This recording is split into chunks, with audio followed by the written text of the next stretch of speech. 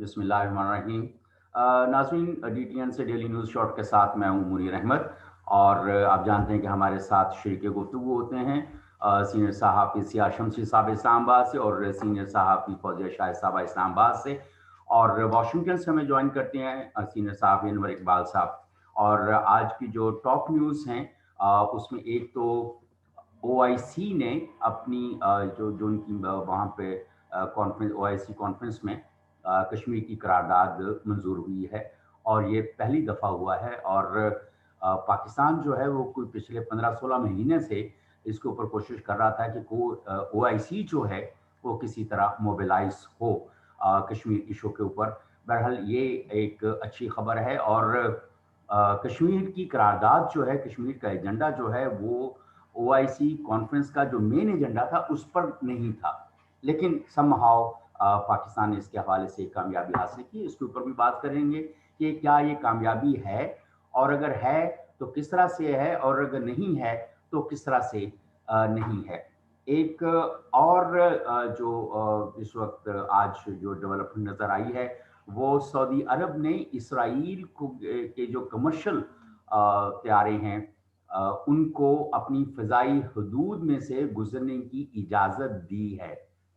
ये कहा है एक अमरीकी जो ऑफिशियल हैं उन्होंने। और ये सूरत हाल इसके ऊपर भी करेंगे कि सऊदिया ने इसके ऊपर क्यों बात नहीं की, क्यों अमरीकी जो सरकार के कोई ओहदेदार हैं उनको ये बताना पड़ा। तो ये है। और फिर कल हम मुल्तान के जलसे के हवाले से बात कर रहे थे, और वो बात बीच में अधूरी रह गई थी टेक्नोलॉजी की ग्लिचेस की वजह से, तो हम उसके ऊपर भी बात करेंगे। जी फौजिया साहब, शाहिद साहब, सियार शमसी साहब, welcome to the show again. कैसे बहुत हैं आप शुक्रिया। लोग? शुक्र है, बिल्कुल ठीक ठाक। आप सुनाइए। सियार शमसी साहब, कैसे हैं आप? जी खैरियत, आप ठीक हैं जी? माशाल्लाह, आज तो आवाज़ें सब ठीक चल रही हैं और इंटरनेट भी ठीक चल रहा है। अच्छा, हम शुरू करते हैं। ये जो OIC में कश्मीर की करारदाद मंजूर हुई है पाकिस्तान के परसू करने के ऊपर, और इतने वक्त के बाद जो है OIC के प्लेटफॉर्म से कश्मीर के इशू को उठाया गया है। पहले सियार शमसी साहब, आप बताइए कि कैसे आप इसको देखते हैं? ये कोई पाकिस्तान की कामयाबी है, या बस ये ऐसे ही है कि इतनी मेहनत और तगोदो के बाद इसका कोई नतीजा निकलेगा, नहीं निकलेगा? जी बहुत शुक्रिया। बिस्मिल्लाहिर्रहमानिर्रहीम। आपको भी बहुत सलाम, और फौजिया शाहिद साहबा को भी, और अनवर वालेकुम इकबाल सलाम। साहब अभी मेरे नहीं आए। अभी आ जाएंगे। देखिए जी, इस मामले का आपको दो पहलुओं से जायज़ा लेना होगा। एक तो इस वक्त जो प्रेजेंट सिचुएशन है मशरक़ वस्ता की, और उसमें जो बहुत बड़ी बड़ी तब्दीलियाँ आ रही हैं, और ख़ास तौर पर इसराइल और सऊदी अरब, और इससे पहले UAE और इजराइल का सारा जो सिलसिला है। ये जो इजलास बुलाया गया था, ये कोई हमारे लिए नहीं बुलाया गया था। इसमें मशरक़ वस्ता के दीगर इश्यूज थे, और जब उसका एजेंडा आया तो उसमें कश्मीर का जिक्र तक नहीं था, जिस पे बहुत ज़्यादा एक रद्द अमल आया। पाकिस्तान ने भी इस पे बात की, और अगरचे उस तरह एहतजाज नहीं किया, लेकिन उन्होंने लगता है कि एफर्ट्स किए, और ये मामला एजेंडे पर आ सका। और इसको मैं एक अच्छा कदम ही करार दूंगा। इसमें कोई बुराई की बात नहीं है कि कश्मीर का मसला OIC के एजेंडे पर आया है, और ये भी कोई मसला नहीं कि वो एजेंडे पर जिक्र होने से मसला कश्मीर हल हो जाएगा, लेकिन एक ब्रेक थ्रू हुआ है, एक आप कदम आगे बढ़े हैं कश्मीर के जो आवाज़ है उसको उठाने के हवाले से। मैं आपको थोड़ा सा पीछे लिए चलता हूँ। 94 में 1995 के में एक OIC की कॉन्फ्रेंस हुई थी मराकश में, कासाब्लांका में। वो मैंने कवर की थी, और वो सरबराही कॉन्फ्रेंस थी, और उसमें पहली बार कश्मीर की जो लीडरशिप थी, मीर वाइज उमर फारूक और दीगर रहनुमा, उसमें उनको उसमें शिरकत की गई थी। उनको बाकायदा मदऊ किया गया था, और बेनज़ीर भुट्टो साहबा वज़ीर आज़म थी, और नवाबज़ादा नसरुल्लाह खान साहब कश्मीर कमेटी के चेयरमैन थे। वो 2 दिन की कॉन्फ्रेंस थी, बड़ी भरपूर वहाँ बातें हुई, सब कुछ हुआ, लेकिन जब जो फाइनल उसका डिक्लेरेशन था, जो अलामिया था, वो जब सरबराहों के सामने पेश किया गया उस पर दस्तखत करने के लिए, वो जब वज़ीर आज़म बेनज़ीर भुट्टो के सामने पहुंचा, तो उसमें उस अलामिये में कश्मीर का जिक्र तक न था, जिस पर वज़ीर आज़म ने कहा कि ये क्या है। उन्होंने शदीद एहतजाज किया, वो मसौदा ऐसे बड़ी झटक के उन्होंने परे रखा और कहा कि इसमें मैं दस्तखत नहीं करूंगी जब तक कश्मीर का मामला आप इस पे शामिल नहीं करते, उस पर कोई बातें आप मौका पर तैयार नहीं करते। वो तकरीब धर्म भरम हो गई, दोबारा नेगोशिएशंस हुई, दोबारा एक बड़ी अहम बातचीत हुई, और फिर जब दोबारा डिक्लेरेशन सामने बनाया गया जो नया, उसमें पहली बार कंटेंट ग्रुप ऑफ कश्मीर बनाया गया था। ये जो राब्ता ग्रुप है कश्मीर का, OIC, ये उस वक्त बना था। तो मेरा कहने का मतलब है कि OIC से हम क्या तवक्को रखें कि उन्होंने हमेशा एक झुकाव उनका नज़र आया है भारत की तरफ से, लेकिन उनसे बात मनवाने के लिए पाकिस्तान को बहुत ज़्यादा एफर्ट्स करना पड़ती हैं, और जब आप एफर्ट्स करते हैं, कोशिश करते हैं, तो फिर उसके रिजल्ट्स भी आते हैं। तो ये एक अच्छी बात है कि इसमें जो रेजोल्यूशन आई है वज़राए ख़ारजा की एक कॉन्फ्रेंस में, हालांकि पाकिस्तान का ये मुतालबा रहा है 5 अगस्त के बाद गुज़श्ता बरस जब कश्मीर पर बाज़ाब्ता एक शबखून मारा गया मजीद, कि OIC के वज़राए ख़ारजा की कॉन्फ्रेंस सिर्फ कश्मीर के मसला पर बुलाई जाए, इस्लामाबाद में बनाई जाए या जहाँ भी बुलाई जाए, ये बड़ी शिद्दत से मुतालबा रहा है पाकिस्तान का, लेकिन वो मुतालबा अभी तक पूरा नहीं हुआ। ये एक कॉन्फ्रेंस जो हुई है उसमें कश्मीर का जिक्र आया है, और उसमें उस 5 अगस्त का भी जिक्र किया गया है, तो ये अच्छी बात है। लेकिन जरूरत इस बात की कि पाकिस्तान अपनी खारजा पॉलिसी को मौसर बनाने के लिए इन तमाम मशरक़ वस्ता के ममालिक के साथ दोबारा असर दो राब्ते करे, और इसी तरह यूरोपियन यूनियन से और जो दीगर मुल्क हैं जिनकी एक आवाज़ है, और उसके साथ साथ सबसे पहले मुल्क के अंदर एक सियासी इस्तेकाम, माशी इस्तेकाम लाकर अपने आप को तवाना करे कि लोग आपकी आवाज़ सुन सकें। बिल्कुल सही, शुक्रिया सियार शमसी साहब। फौजी शाह साहब, सियार शमसी साहब ने इसके हवाले से और एक जो तारीखी पस मंज़र है उसके हवाले से भी बात की है, लेकिन करारदाद में जो खबर आई है, जो चीज़ें हुई हैं, उस वो खबर में ये कहा गया है कि कश्मीर के ऊपर करारदाद बेशक मंजूर हुई है, लेकिन इससे मशरिक़ वस्ता के ताल्लुकात जो हैं, अरब ममालिक के ताल्लुकात जो हैं, वो इंडिया से मुतासिर नहीं होंगे। इसकी खबर के इस हिस्से को आप कैसे देखती हैं कि बुनियादी तौर पर तो कश्मीर कॉज या कश्मीर रेजोल्यूशन जो है वो तो है ही इंडिया की जो ज्यादतियां हैं, जुल्म सितम है, कत्ल गारत गरी है मकबूजा कश्मीर में, तो अगर मशरिक़ वस्ता के ताल्लुकात ज़ाहिर है कि वो कह रहे हैं कि कोई इससे फर्क नहीं पड़ेगा मशरिक़ वस्ता के ताल्लुकात का इंडिया के साथ। नीर साहब, मेरा ख्याल है शमसी साहब ने बड़ी तफसील से बात की, लेकिन वाज़े तौर पे पता चल गया कि बहुत ही जबर करते हुए ये जो करारदाद है उसको एक इसका हिस्सा बनाया गया। यकीनन पाकिस्तान की इसमें कोशिश होगी, इसमें हमें कोई ज़्यादा इबहम नहीं होना चाहिए, लेकिन असल मकसद यही है, और यहीं से अंदाज़ा होता है कि इतना तवील अरसा जो OIC के मुख्तलिफ इजलास होते रहे हैं उसमें क्यों कश्मीर का जिक्र नहीं होता था। अब तो कश्मीर एक बिल्कुल उसकी एंटिटी बन चुका है, भारत का एक अंदर उसके उसको कर लिया गया है, जो भी उसका स्टेटस अब है।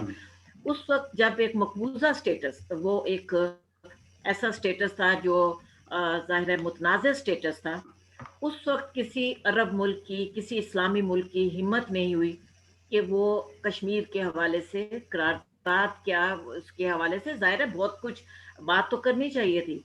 जब आप इस्लामी उम्मा की बात करते हैं तो इस्लामी उम्मा में मेरा ख्याल है कि छोटे से छोटा मुल्क भी शामिल होता है, और हर वो हिस्सा भी शामिल होता है जो किसी भी दूसरे मुल्क के मजालिम का शिकार हो रहा हो।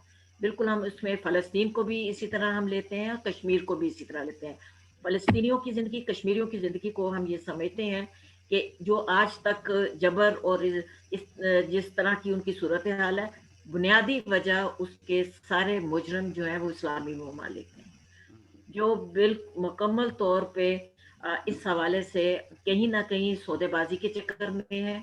मैं चूंकि OIC के हवाले से हमेशा से बहुत ज़्यादा क्रिटिकल हूँ, क्योंकि मैं नहीं समझती कि इसका कोई वजूद भी रहना चाहिए और इसमें किसी किस्म की कोई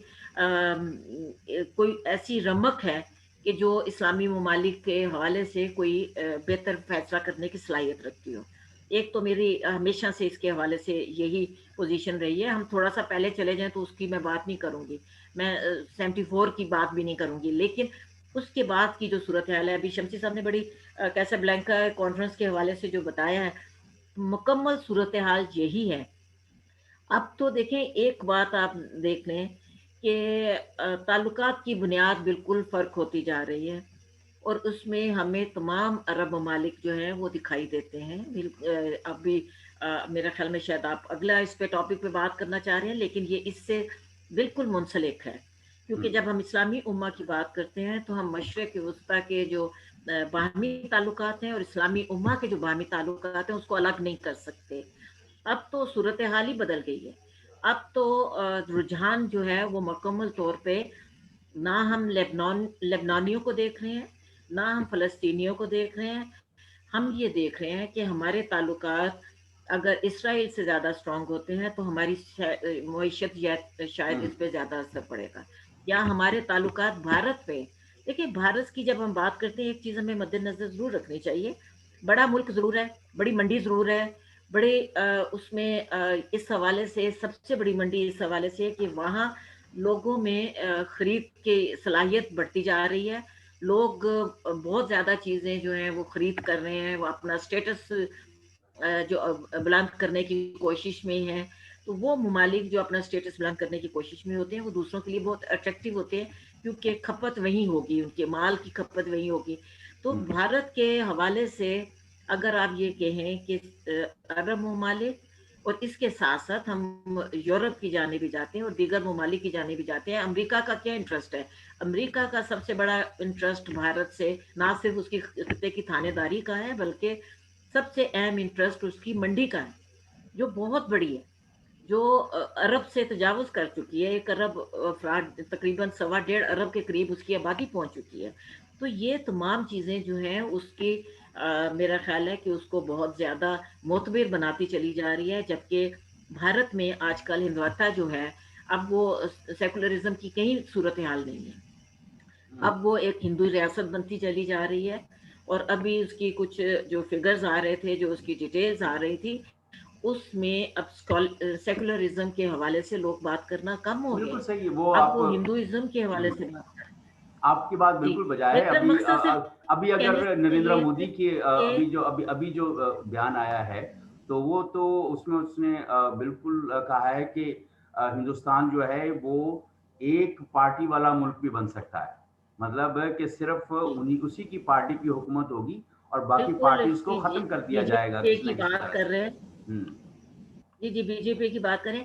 देखिए, ये जो सारी सूरत हाल डेवलप हो रही है, हुँ, मेरा ख्याल है कि अब हमें OIC का भी स्टेटस जो है उसको बिल्कुल अलहदा रखते हुए, एक आपको मालूम है कि एक अरब लीग भी है, हुँ, जिसमें इंटरेस्टिंग बात ये है कि अरब के जो वो ममालिक जो सऊदीया से या उनसे इख्तलाफ रखते हैं, उनको उसमें शामिल ही नहीं किया जाता। और उसमें आपने देखा कि जब शाम के हवाले से जो कुछ हो रहा था, अरब लीग के जो इजलास हो रहे थे, उसमें कहीं भी शाम के हवाले से उनके जज्बात हमें दिखाई नहीं दिए। तो ये अरब लीग हो या OIC हो, मैं समझती हूँ कि ये मुकम्मल तौर पे अपनी अफादियत ख़त्म कर चुके हुए हैं सही। और ये सिर्फ एक नाम की तंजीमें रह गई हैं। हुँ, और इसमें मुझे कहीं भी ये दिखाई नहीं देता कि वो कोई मुसलमानों के हवाले से اور اسلام کی ترویج ترقی یا جو بھی ہے، ظاہر ہے اسلام کی ایک خاص طور پہ میں سمجھتی ہوں کہ ہم آنگی کی جو ایک پوزیشن ہوتی ہے اس کو دنیا میں اجاگر کرنے کے لیے اس کو جو کام کرنا چاہیے اس نے نہیں کیا. بالکل ٹھیک ہے. تو بہرحال جو آپ کی بات ہے یہ اس حوالے سے ہم ضرور کہیں گے کہ بالکل حاضری لگ گئی ہے وزرائے خارجہ کے اجلاس میں. یہ ایک امید رکھی جا سکتی ہے اور پاکستان کی حکومت سے امید رکھی جا سکتی ہے کہ وہ آنے والے وقت میں وہ جو سربراہی اجلاس ہو اس میں بھی اپنا یہ موقف لے کے جائیں. بالکل ٹھیک اس ہے. کے بعد زیادہ ایک بہتر طور پہ پوزیشن سامنے آئی. سیاہ شمسی صاحب، میں آپ کی طرف واپس آتا ہوں. فوزیہ شاہد صاحبہ نے کہا، آپ نے بھی اس کی نشاندہی کی. تو یہ تو او آئی سی ہمیں لگتا ہے کہ یہ ایک کوئی سعودی سینٹرک پلیٹ فارم ہے کہ جس کے اوپر جو وہ ڈیسیژن دیتے ہیں یا ان کی بات ہوتی ہے وہی آگے چلتی ہے. اور اب تو سعودیہ نے بھی اسرائیل کو ایک طرح سے راستہ دے دیا ہے، ابھی تو اپنی فضا میں سے اڑ کر جانے کا موقع دیا ہے، کل کو وہ زمینی راستہ بھی دے سکتا ہے. تو اور پہلے ہی مشرق وسطیٰ کے سارے جو اسلامی ممالک ہیں وہ اسرائیل کے ساتھ تجارت اور بھارت کے ساتھ تجارت کے حوالے سے بہت سارے اقدامات اٹھا چکے ہیں. مطلب یہ ہے کہ اب یہ 2-3 اس کے پہلو بنتے ہیں. آپ ذرا اس کے اوپر کمنٹ کیجئے. تجارت اہم ہے، اسلامی جو اسلام کا جو ایک فلسفہ ہے وہ اہم ہے، سعودی سینٹرک امریکن انفلوئنس پالیسیز اہم ہیں. یہ 3-4 پہلو ذرا آپ ہلکا ہلکا اس کو ٹچ کریں. پھر یہی فوزیہ شاہد صاحبہ یہی بات میں آپ کے پاس بھی لے کر آؤں گا کہ I would like to seek your comments as well. سیاہ شمسی صاحب. دیکھیے جی، آپ نے بہت سے سوال اٹھا دیے ہیں منیر صاحب. 3 اٹھائیں. اور ظاہر ہے کہ یہ سوال بھی کافی بھاری بھاری آپ اٹھاتے ہیں اور پھر وقت کا بھی مسئلہ ہوتا ہے، اور پھر کرنٹ یہ جو ہے آپ کا کنیکشن کے بھی مسائل آتے ہیں. تو ساری صورتحال بڑی گمبھیر ہے. اس میں آپ کو یہ دیکھنا ہوگا کہ او آئی سی کا جو رول ہے یا آج کا جو رول ہے یا آج کا منظرنامہ ہے، ہماری بدقسمتی یہ ہے کہ ہم ہماری جو پالیسی ساز ہیں، دفتر خارجہ ہے یا حکومت ہے، اور پالیسیاں جہاں بنتی ہیں ہمیں تو نہیں پتہ کہاں بنتی ہیں. میں تو توقع کرتا ہوں کہ وہ پارلیمنٹ میں میرے سامنے بنے، لیکن ایسا آج تک ہوا نہیں. تو وہ بہت دیر سے جاگتے ہیں، اور وہ اس وقت ہم جاگتے ہیں جب دنیا میں جو تبدیلیاں رونما ہو رہی ہوتی ہیں وہ میچور ہو کے ایک راستہ اختیار کر لیتی ہیں. پھر ہم جاگتے ہیں کہ وہ ہم پیچھے رہ گئے، یہ مسئلہ تھا اور یہ ہمارا نقطہ نظر یہ تھا. مشرق وسطیٰ میں آپ کو پتہ ہے کہ عرب سپرنگ کے بعد سے ایک تبدیلیوں کا سلسلہ شروع ہوا تھا، اور اس کو بہت عرصہ ہو گیا ہے، میرے خیال 2011-12 میں یہ سلسلہ شروع ہوا تھا یا اس سے بھی پہلے. تو ہم نے اس پہ کوئی توجہ نہیں دی کہ مشرق وسطیٰ میں آخر کیا پل رہا ہے، وہاں کے بادشاہ کیا سوچ رہے ہیں، وہاں کے عوام کیا سوچتے ہیں. وہاں جو ایک ٹوٹ پھوٹ کا عمل شروع ہو چکا ہے، جو بڑا عرب سپرنگ بظاہر اس کو ایک انقلاب کا نام دیا گیا، لیکن آخر میں پتہ چلا کہ وہ بھی انقلاب ایک جعلی انقلاب تھا، جس کا مقصد عرب دنیا کو میں کوئی شعور پیدا کرنا یا وہاں ترقی لانا نہیں تھا. صرف من پسند جو بادشاہ تھے ان کے چہرے بدلنے تھے، اور پھر آپ نے وہ سلسلہ دیکھا، چہرے بدلتے چلے گئے.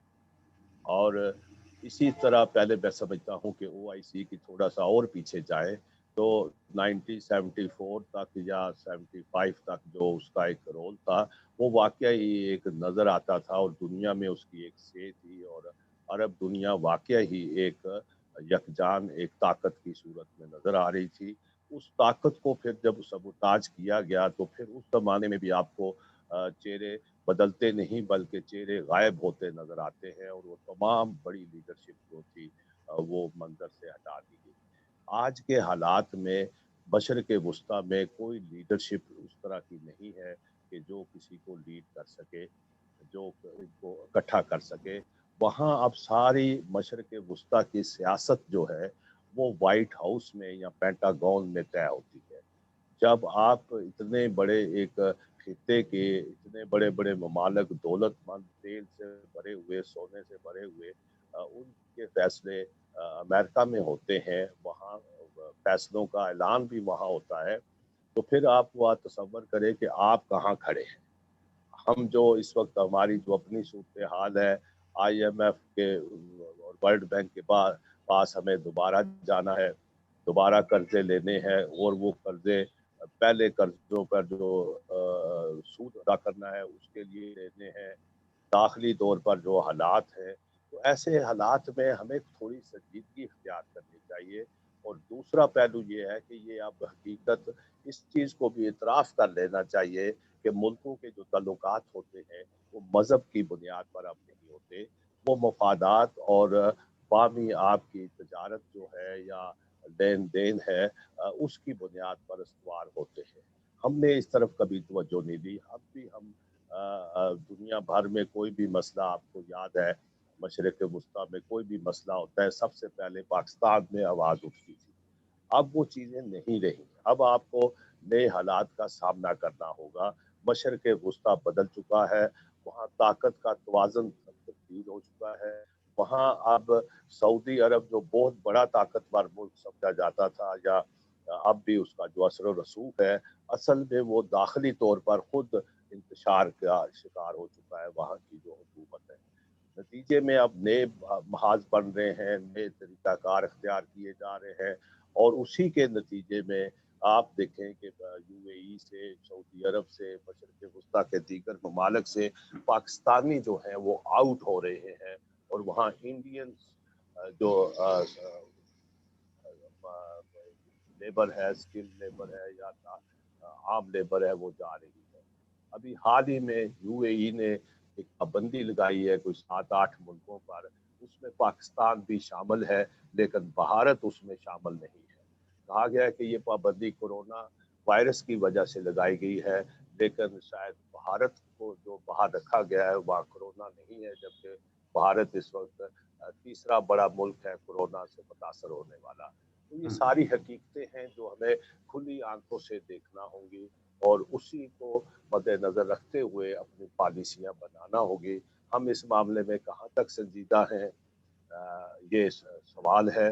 आप इस्लामाबाद में बाखबर आप शख्सियत है, ये आपको ज़्यादा बेहतर होगा बताओ। जी, फौजे शाह साहब, OIC जैसे जो मैंने सवाल किया था, इसका जवाब OIC तो बुनियादी तौर पर सऊदी सेंट्रिक प्लेटफॉर्म है, और इसके ऊपर जाहिर है कि सऊदीया जितना अब अमेरिकन इन्फ्लुएंस्ड है, इतना पहले कभी भी नहीं था।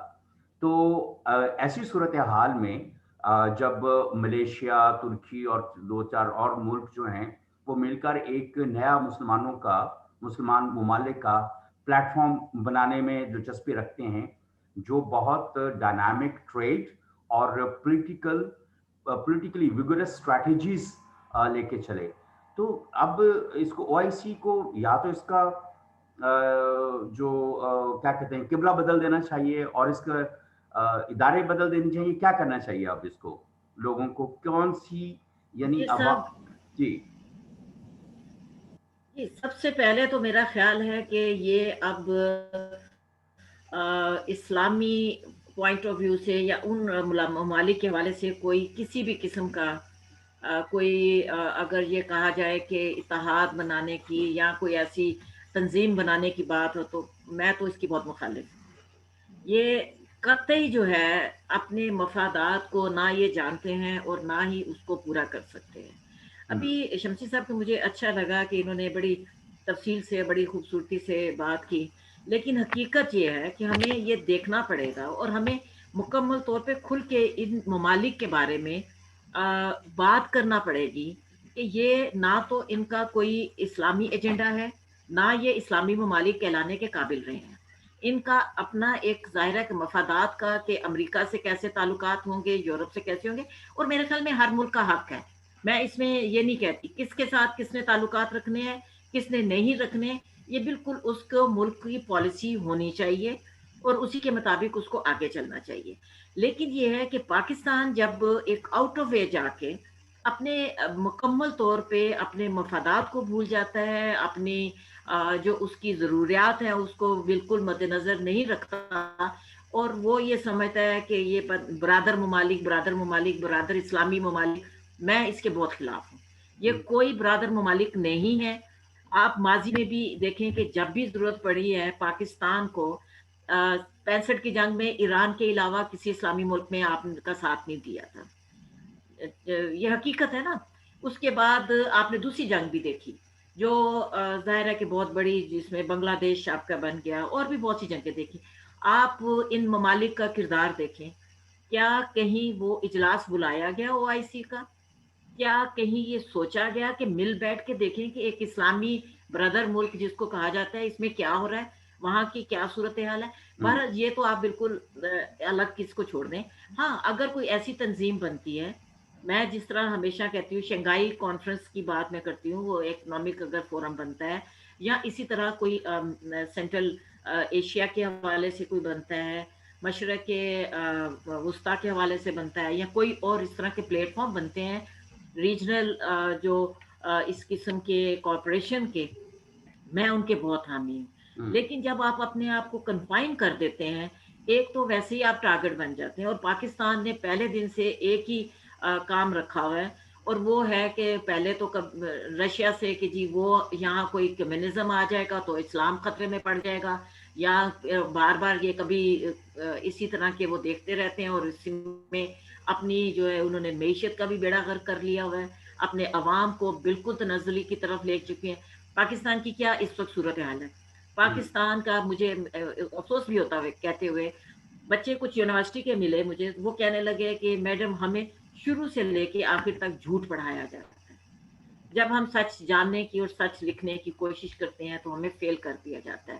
اب بچوں کے پاس جو ہے صرف آپ کا نصابی کتب نہیں ہے، بچوں کے پاس انفارمیشنز ہیں، وہ دنیا سے معلومات لے رہے ہیں، وہ حقائق جان رہے ہیں، لیکن اب جب بچے آپ کی اس لیول پہ آ جاتے ہیں، وہ یہ سمجھتے ہیں کہ ان کے ساتھ جھوٹ بولا جا رہا ہے، اور ریاست کی جانب سے، ملک کی جانب سے جھوٹ بولا جا رہا ہے، تو وہ تذبذب کا شکار ہو رہے ہیں۔ تو یہاں بھی میرا خیال ہے کہ اب اس چیز سے نکلنا چاہیے۔ ہمارے سب سے اچھے تعلقات کس سے ہیں؟ چین سے ہیں، وہاں تو کوئی اسلام کا تعلق نہیں ہے نا، وہاں تو کوئی مسلمان کا وہ نہیں ہے کہ مسلمان ملک نہیں ہے، لیکن یہ ہے کہ تعلقات کی بنیاد اچھا ہے شمسی صاحب نے یہ ایک بات کہی، کیونکہ میں ہمیشہ سے یہ کہتی ہوں، اور شروع سے میرا ایک ہی پوائنٹ آف ویو ہے کہ پاکستان کو اسلامی بنیاد رکھتے ہوئے تعلقات نہیں رکھنے، پاکستان کو اپنے مفادات، اپنی ضروریات، اپنے تقاضے رکھتے ہوئے تعلقات رکھنے ہیں، اور وہ تعلقات ہمیں، اگر ترکی کی جانب بھی ہمیں دو طرفہ تعلقات ایک بہتر ملتے ہیں تو ہمیں رکھنے چاہیے، ملائیشیا کی طرف بھی، اور دیگر ممالک بھی، اگر ظاہر سعودی عرب ہو، UAE ہو، اور ایون ایسے ممالک جن سے شاید ہم تعلقات رکھنے کے خواہاں نہیں ہیں، لیکن اگر تعلقات آپ اپنے ملک کے مفاد کی بنیاد کو مد نظر رکھتے ہوئے رکھتے ہیں تو ہی آپ کی خارجہ پالیسی بھی کامیاب ہے، اور آپ کے ملک کے جو ہے تقاضے بھی پورے ہوتے ہیں۔ بالکل صحیح۔ فضل شاہ صاحب اور سیاد شمسی صاحب، آپ کی گفتگو سے جو میں سمجھ پایا وہ یہ ہے کہ اب چاہے سعودی عرب ہو، چاہے UAE ہو، یا کوئی دوسرے اسلامی ممالک ہوں، اب وہ اسلام کی بنیاد کے اوپر دوسروں سے تعلقات نہیں رکھ رہے۔ اب وہ جو امت مسلمہ کا لفظ ہم استعمال کرتے ہیں، یہ ہم پاکستانیوں کو بھی سمجھ لینا چاہیے کہ اب امت مسلمہ نام کی کوئی چیز نہیں ہے۔ اب امت مفاد، جو امت مفاد ہے، وہ ایک جو ہے وہ بنیادی طور پہ آپ کا مفاد جو ہے وہ رول کرتا ہے تعلق کی بنیاد کو۔ اب پہلے ہم کتنا اس کے اوپر وہ جھگڑتے تھے جب کوئی اسرائیل کے بارے میں اس کے ساتھ دوستی کی اور تعلق کی بات کرتا تھا، لیکن جب سعودی عرب اس کے اوپر کھلے دل سے جا چکا ہے، UAE جا چکا ہے، اور کچھ اور جو عرب ممالک ہیں انہوں نے اسرائیل کو باقاعدہ تسلیم بھی کر لیا ہوا ہے، اور ترکی کے ایک وقت سے بہت اچھے تعلقات ہیں اسرائیل کے ساتھ۔ تو میرا یہ خیال ہے کہ ہمیں بھی اپنی سوچ کو تھوڑا سا بدلنے کی ضرورت ہے، اور اب ہمیں مذہب کی بنیاد پر امت مسلمہ کا جو ہم نعرہ لگاتے ہیں اور جان چھڑکتے ہیں اور ساری، تو میرا خیال ہے کہ اب ہمیں بھی اپنی سوچ کو تھوڑا سا بدلنے کی ضرورت ہے۔ اگلے موضوع کی طرف چلتے ہیں جلسہ ملتان کے حوالے سے. کل ہم بات کر جی رہے جی تھے. ایک منٹ جی رک گئے سیاہ شمسی صاحب رک گئے. میر صاحب مجھے بڑا افسوس ہوا کہ آج آپ کے اندر مجھے وہ کیا ہے کامران خان بولتے ہوئے نظر آئے. بڑے ادب کے ساتھ عرض کروں سر میں بڑے یہ ادب کے ساتھ عرض کروں کہ میں دیکھیے یہ ہم نے درست گفتگو کی بڑی تفصیل کے ساتھ کہ تعلقات جو ہوتے ہیں وہ اب تجارت کی شکل میں آ گئے ہیں. باہمی بھائی چارہ قوت وہ چیزیں پیچھے رہ گئی ہیں. ٹھیک ہے آج کی دنیا آج جدید ہے اور اس میں تجارت ہی اہم ہے مارکیٹ اہم ہے لیکن اس کے ساتھ ساتھ کچھ چیزیں جو ہوتی ہیں وہ مرنی نہیں چاہیے. وہ ہوتی ہیں کہ آپ اصول کے ساتھ کھڑے ہیں یا شیلو واٹر میں کھڑے ہیں. آپ ایک پرنسپل کا ساتھ دے رہے ہیں یا آپ جابر اور طاقتور کا ساتھ دیتے ہیں. تو یہ وہ جو رویے ہوتے ہیں یہ تاریخ میں رقم ہوتے ہیں اور تاریخ بڑی بے رحم ہے. اور جن ماضی میں بڑی بڑی حکمرانیاں آئیں بڑے بڑے حکمران آئے لیکن جو زندہ رہ گئے جن کے نام تاریخ میں انہوں نے اصول کی ساتھ دیا. جنہوں نے جبر اور طاقت کے ساتھ حکمرانی کرنا چاہیے وہ تاریخ کا کچرا بن گئے. اسرائیل کے ساتھ میں اب عرض کروں کہ ہم نے اس آپ کے پروگرام میں بڑی تفصیل سے ڈسکس کیا تھا کہ اسرائیل سے ہمارا مذہبی معاملہ نہیں ہے. ہمارا وہ ایک فلسطین پہ جو ایک اصولی موقف ہے ایک نقطہ نظر ہے جو ہماری خارجہ پالیسی کی بنیاد ہے کہ وہاں جبر طاقت ظلم کے ذریعے فلسطینیوں سے ان کی زمین چھینی جا رہی ہے یا چھینی جا چکی ہے. جب تک آپ ان کی ایک آزاد ریاست تسلیم نہیں کرتے اس وقت تک اسرائیل کو تسلیم کرنے کا مطلب یہ ہے کہ ہم جو 70 برسوں سے لڑائی لڑ رہے تھے یا اسلامی دنیا لڑ رہی تھی یا انسانی حقوق کی تنظیمیں کہہ رہی تھی یا یونائٹڈ نیشن میں ریزولوشن جو پڑی ہیں وہاں کشمیر کی ریزولوشن بھی پڑی ہیں تو وہ سب کیا غلط تھا؟ وہ محض ایک خواب تھا یا کیا وہ اس کا کیا جواز کیا ہے کہ 70 برس آپ نے کیوں ضائع کیے؟ ایسا نہیں ہوتا. اسرائیل پہ ہمارا بڑا اصولی موقف ہے اور حکومت پاکستان کو اور پاکستان کے عوام کو اسی بات پر قائم رہنا چاہیے کہ جب تک ٹو اسٹیٹ تھیوری پر عمل نہیں ہوتا وہاں فلسطین کی آزاد ریاست قائم نہیں ہوتی اس وقت تک یہ جو نیا جال ہے جو بنا جا رہا ہے اس میں ہمیں نہیں آنا چاہیے. اور خاص طور پر منیر صاحب کو نہیں میں اس میں نہیں میں سوری میرا اگر ممکن ہے کہ بات کرتے ہوئے شاید میں کنوے نہیں کر پایا تو میں دوبارہ سے کنوے کر دیتا ہوں. میں یہ امت مسلمہ کے حوالے سے بات کر رہا تھا کہ وہ ممالک جو امت مسلمہ میں آتے تھے پاکستان کو اب وہ امت مسلمہ والا جو تھا نا کہ سعودی عرب ہمارے لیے اتنا محترم ہے یو اے ای ہمارے لیے اتنا محترم ہے فلاں عرب ممالک خاص طور پہ امت مسلمہ کے کانٹیکسٹ میں جو ملک دیکھیے آپ کی بات ٹھیک تھی ہمارے احترام اسرائیل کے خلاف جو ہمارا ایک اصولی موقف ہے وہ شروع سے ہے اور اس کو رہنا چاہیے. فلسطین کے ساتھ ہیں ہم اور پاکستان کو عوام کو حکمرانوں کو سب کو یہ مد نظر رکھنا چاہیے کہ ہمیں اپنے اصولی موقف سے نہیں ہٹنا. لیکن عرب ممالک کے حوالے سے لیکن سیاہ شمسی صاحب میں ایک صرف جملہ مجھے کہنے دیجئے کہ میں نے یہ کہا تھا کہ امت مسلمہ کے حوالے سے ہمیں اپنے نظریات میں کچھ اب تبدیلی ضرور لانی چاہیے. بالکل. اور دوسرا میں بھی ایک ہی جملہ کہوں گا کیونکہ یہ آپ کا موضوع ایک آپ بیچ میں چھوڑ گئے کہ جو وہ کوئی تجارتی جہاز جو ہیں وہ سعودی عرب کی فضاؤں سے ہو کر اتریں گے. آپ بالکل ناظر میں آپ کو عرض کر دوں کہ جو مسئلہ بنا ہے یہ ایک آپ کو یاد ہوگا کہ یو اے ای سے جب تعلقات بحال ہوئے اس کا اعلان صدر ٹرمپ نے کیا تھا. ٹھیک ہے. اور ابھی جو فضاؤں میں تجارتی طیارے آ رہے ہیں ان کا اعلان بھی وہاں سے ہوا ہے. اور دوسری بات ایک یہ ہے امریکی کہ عہدیدار نے کہا ہے یہ اسرائیل سے جو طیارہ اڑ کے یو اے ای آیا تھا وہ بھی سعودی عرب کی فضاؤں سے ہو کر آیا تھا. یہ تو اوپن باتیں ہیں نا. تو اس کے بعد جو یو اے ای کا اور پاکستان کا جو ریلیشن شپ ہے اس حوالے سے صرف ایک جملہ کہوں گا کہ سارے تجربات کے بعد ہم پھر وہی کریں کہ چودھری صاحب پھر نہ ہی سمجھیے. بالکل صحیح ہے بالकुल सही। और बिल्कुल ये सूरत हाल बिल्कुल ऐसी ही है। और सऊदी अरब जो तमाम उम्मत मुस्लिमा के लिए, तमाम मुसलमान ममालिक के लिए एक सेंट्रल स्टेटस रखता है, उसको अपने उस हैसियत का भी ख्याल रखना चाहिए कि यानी सारे मुसलमान जो हैं, या ज़्यादातर मुसलमान जो हैं, वो उसके रवैये के साथ चलते हैं। जलसे मुल्तान की तरफ चलें सियार शमसी साहब। जी जी।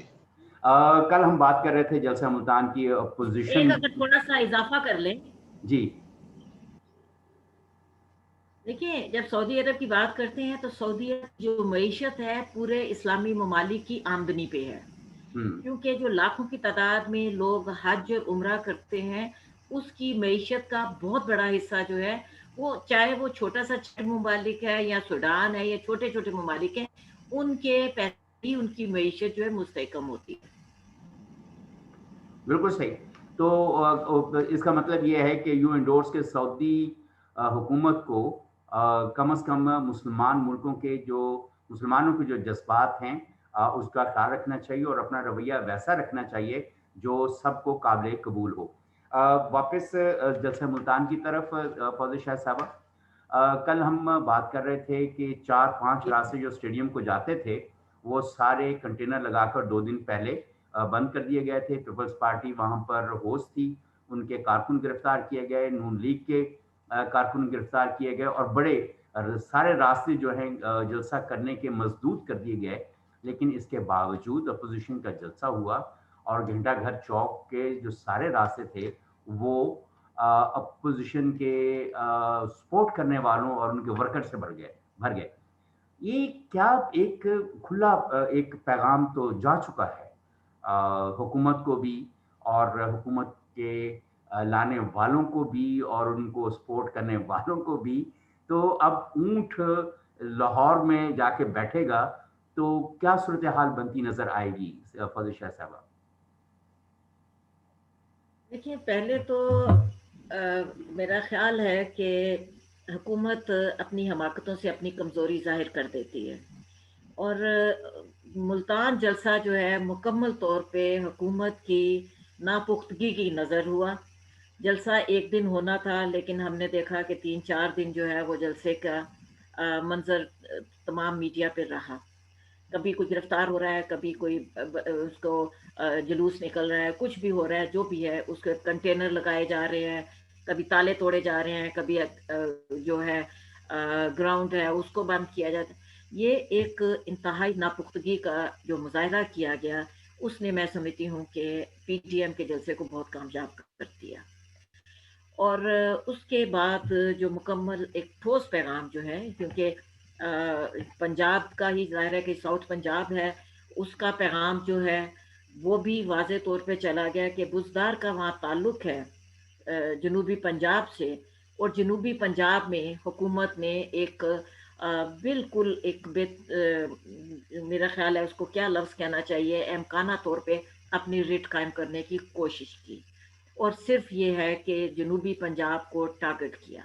ये एक आम मैसेज गया है, क्योंकि ज़ाहिर है कि जब पीटीआई की गवर्नमेंट आई थी तो उन्होंने जनूबी पंजाब को सूबा बनाने की भी बात हुई, और तकरीबन इस पे काफ़ी जो जमातें हैं उस पर एग्री भी करती हैं, लेकिन वो अलग बात है कि पंजाब से इसकी कोई करारदाद क्यों नहीं पास होती, क्यों आगे नहीं जाता, एक उस लंबी बहस है।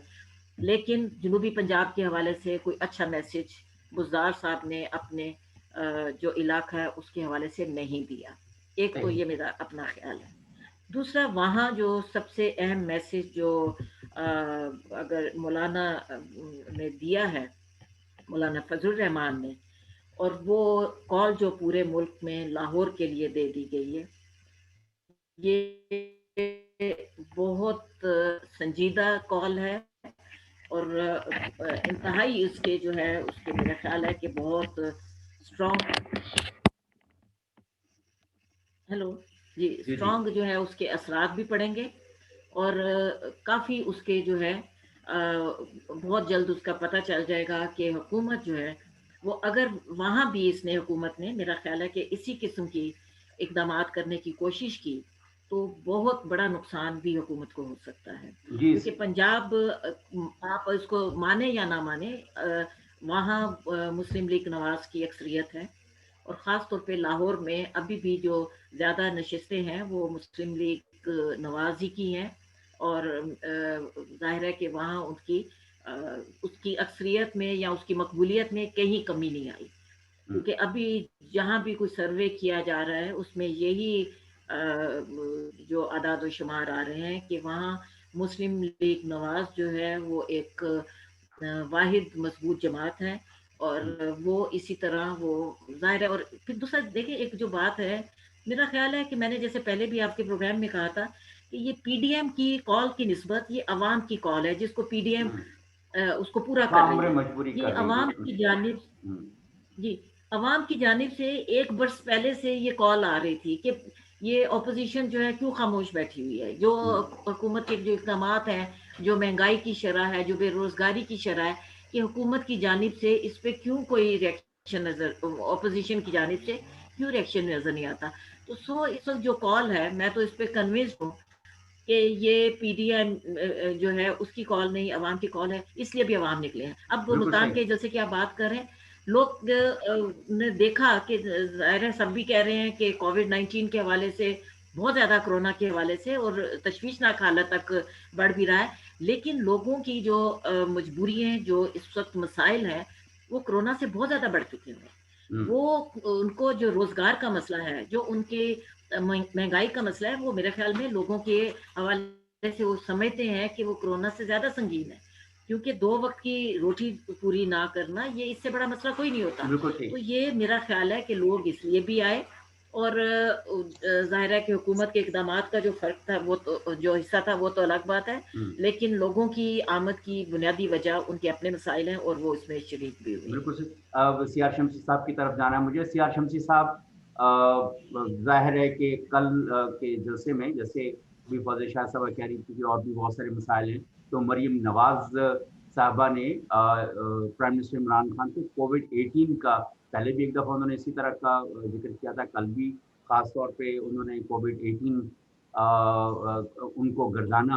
تو یہ ایک بڑی عجیب و غریب قسم کی سیاست جو ہمارے ہاں چل رہی ہے، ظاہر ہے۔ لیکن ایک جو اچھی بات ہے ملتان جلسے کی، کہ اس میں آصفہ بھٹو زرداری جو ہیں، انہوں نے اپنی تقریر کی، اور وہ لگتا ہے کافی ریہرسل کر کے آئی تھی اپنی تقریر کی۔ سی آر شمسی صاحب، یوم تاسیس بھی تھا پاکستان پیپلز پارٹی کا۔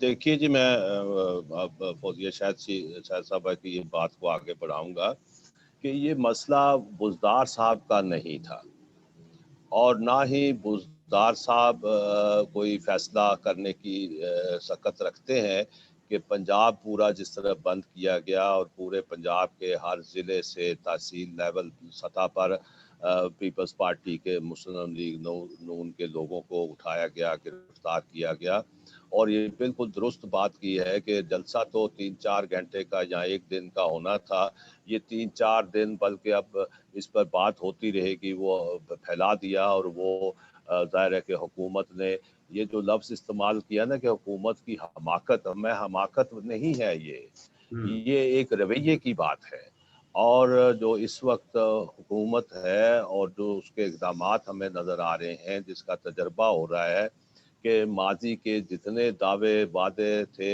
وزیر اعظم عمران خان، وہ ان سے الٹ کر رہے ہیں، اور ہر وہ اقدام اٹھا رہے ہیں جو جمہوریت اور سیاست کی روح کے منافی ہوتا ہے۔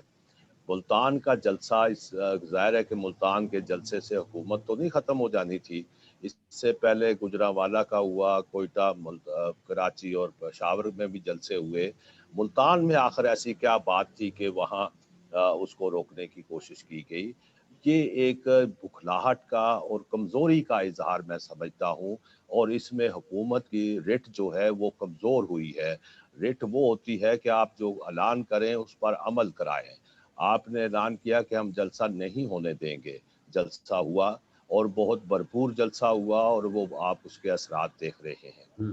باقی اس جلسے کی نئی بات جس کا آپ نے اشارہ بھی کیا ہے وہ تھی مریم نواز کی بہت جاندار تقریر تھی. انہوں نے بہت پوائنٹ ٹو پوائنٹ بات کر کے وزیر اعظم کے ارد گرد جو لوگ ہیں ان کو بے نقاب کیا ہے.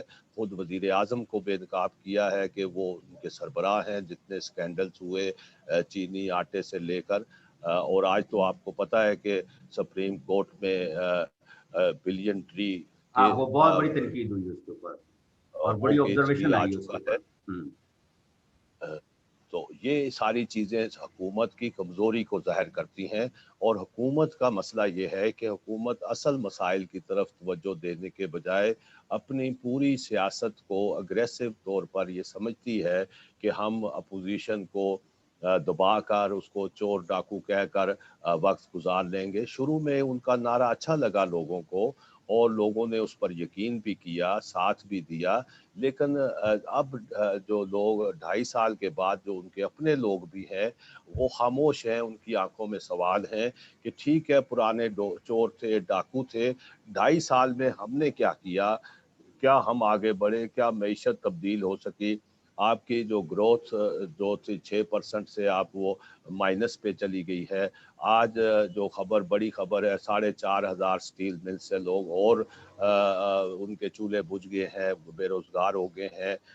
Radio Pakistan, P T V, یہ جو آپ کا صحت کا شعبہ ہے وہاں سے لوگ نکالے جا چکے ہیں. تو ایک بے روزگاریوں کا سمندر ہے. اور اس کے ساتھ ساتھ آپ دیکھیں کہ ابھی تک ہماری حکومت یہ نہیں طے کر پا رہی کہ یہ جو اب نیا سیلاب آنے والا ہے باہر سے، مشرق وسطیٰ کے ممالک سے پاکستانیوں کو جو نکالا جا رہا ہے، ان کو ریپلیس کیا جا رہا ہے انڈین اور بنگلہ دیشی اور دیگر ملکوں کی لیبر کے ساتھ، اس کو آپ کیسے سنبھالیں گے؟ تو محض اپوزیشن کے ساتھ ایک تنازع کھڑا کر کے، کشیدگی پھیلا کے حکومتیں نہیں چلا کرتی. اور دوسری بات یہ ہے کہ جو اس وقت اس میں آصفہ بھٹو آئی ہیں، اور وہ ان کا سیاست میں آنا جو ہے بڑے عرصے سے توقع کی جا رہی تھی، کیونکہ ان میں جو محترمہ بینظیر بھٹو کی شباہت بھی ہے اور ان کی سیاست کا ان میں بھی عنصر نظر آتا ہے. اور ان کی وہاں آمد اور ان کی گفتگو اور ان کی تقریر جو تھی وہ اتنا پر اثر تھی کہ وہ کئی آنکھوں کو پرنم کر گئی اور اس نے بڑا اثر چھوڑا ہے. دوسرا اس کا فائدہ اپوزیشن کے ساتھ ساتھ جو پاکستان پیپلز پارٹی کو ہوا ہے، اور پاکستان پیپلز پارٹی کے ساتھ یوسف رضا گیلانی کو ہوا ہے، کہ جن کی سیاست بالکل اس علاقے میں دم توڑ چکی تھی اور ان پر بہت سی الزامات بھی لگتے ہیں اور بالکل وہاں پیپلز پارٹی ڈیڈ ہو گئی تھی. انہوں نے اس کو ریوائیو کیا ہے اور انہوں نے بڑے بھرپور طریقے سے انہوں نے خود ان کے چاروں بیٹوں نے جو وہاں سیاسی لڑائی لڑی ہے اور قاسم باغ کا قبضہ لیا ہے. قلعہ کہنا، میں نے کل بھی بات کی تھی کہ یہ تاریخی قلعہ ہے. یہ یہاں محمد بن قاسم آئے، صدر اعظم آیا، رنجیت سنگھ رہا، اور یہ ایک سیاسی جنگ جو ہے وہاں اس میں پیپلز پارٹی خاص طور پر اور پی ڈی ایم جو ہے اس نے فتح حاصل کی ہے. اور یہ ایک بہت اہم بات ہے. اور اس کی جو خرابیاں پیدا ہوئی ہیں اس میں دونوں نے سبق یقیناً سیکھا ہوگا، پی ڈی ایم نے بھی اور حکومت نے بھی. اور لاہور کے جلسے میں اب پی ڈی ایم کیا کرتی ہے، حکومت کیا کرتی ہے، اب یہ تھوڑا سا انتظار کریں. بالکل صحیح. فاضل شاہ صاحب، کوئی آپ نے ملتان جلسے کے حوالے سے کوئی کنکلوڈنگ ریمارکس، کوئی بریف کمنٹ اگر آپ نے دینا ہو؟ نہیں تو ہم اس کو کنکلوڈ کریں. میں تو صرف یہ کہوں گی کہ 2 خواتین نے حکومت کو نکیل ڈالی ہے ملتان میں. بے شک، باقی آپ جو مرضی. نہیں بالکل. یہ آپ نے کوزے کو، کیا دریا کو کوزے میں بند کر دیا آپ نے. جیسے ابھی سیاہ شمسی صاحب نے بھی کہا کہ مریم نواز نے اب بہت دبنگ طریقے سے اور پوائنٹ ٹو پوائنٹ جو ہے وہ حکومت کو آڑے ہاتھوں دیا. اور اس کے بعد جو ایک پیشنیٹ اور ایموشنل اسپیچ آصفہ بھٹو زرداری کی تھی، اس نے بھی دلوں کو گرمایا اور پاکستان پیپلز پارٹی کی وہاں پر ساؤتھ پنجاب کے اندر ساتھ بہتر بنی ہے. ناظرین، اس کے ساتھ ہمارے جو ماہرین فوزیہ شاہد صاحبہ سینئر صحافی اسلام آباد سے اور سینئر صحافی سیاہ شمسی اور منیر احمد کو اجازت دیجیے. کل تک کے لیے دوبارہ پھر کچھ نئے موضوعات کے ساتھ کل ہم آپ سے بات کر رہے ہوں گے. اللہ حافظ.